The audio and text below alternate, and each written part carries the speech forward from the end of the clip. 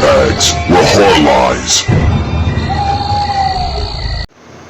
What's going on, body bags? It's Austin here, back at you guys with another review. This is week 209, and yes, this is the special week, which is the 7 continents week. So, yeah, I got to do the continent of Europe, so I wanted to review one from Italy, from one of the masters of Italian cinema, and that is Mario Bava's Blood and Black Lace.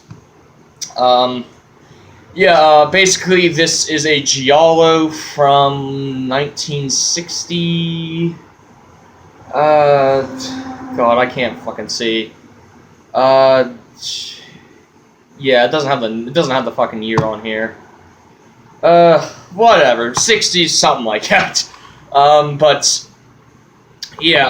Basically this film is about these models who are basically being killed off, and they're trying to investigate to see who the killer is. It's a very basic story for a giallo.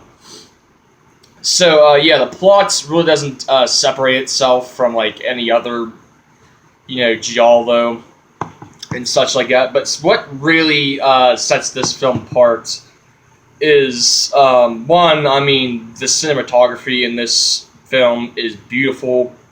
It's one of those films where, if you've seen some of Argento's films, it's very colorful, uses all, like, different color schemes and stuff like that. Very beautiful to look at. And, it's very interesting to see what happens with these characters, as well, because, there's a lot of dissension going on between these models and, like, other people. There's, like, these, like, narcotic stuff going on, like, a bunch of blackmail. So, like, it really keeps you on edge to, really guess who the killer is in this one. So, that portion of it is really executed perfectly for how simple the plot is.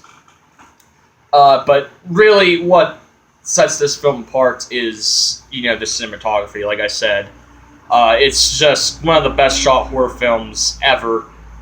The score to this film is really, really cool. It's like this really jazzy type score. The killer looks like that. Has some really, really cool kill scenes in this one. There's one in the middle involving, like, someone's face getting burned, basically. Very, very brutal shit in this one. But, this is pretty much the giallo film. I can't remember who said that the other day, but I kind of stole that line from them. But this is as good as it gets, I think, when it comes to giallos.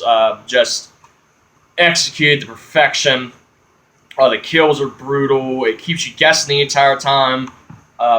Beautifully shot. Great score.